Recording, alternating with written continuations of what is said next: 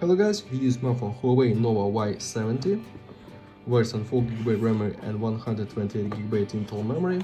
Look completation. In completation we have adapter for charging and Type-C cable. This is all completation. Okay. Device made of plastic in the white color, triple camera on the back side, LED, on the front side 6.75-inch display, power key and volume keys.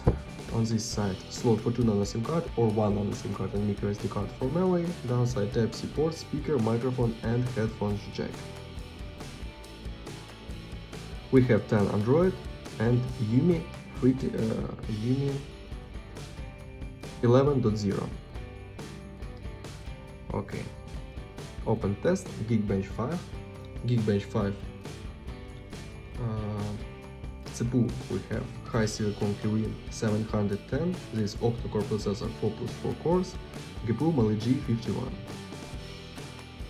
Results and these results. Look into the benchmark results.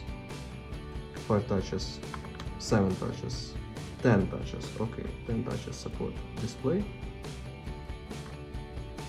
Yep. And undo the benchmark results. Close this. Open camera. Camera we have 50 megapixels plus 5 plus 2 megapixels, and now I'll show you photos on the main camera. Let's see this.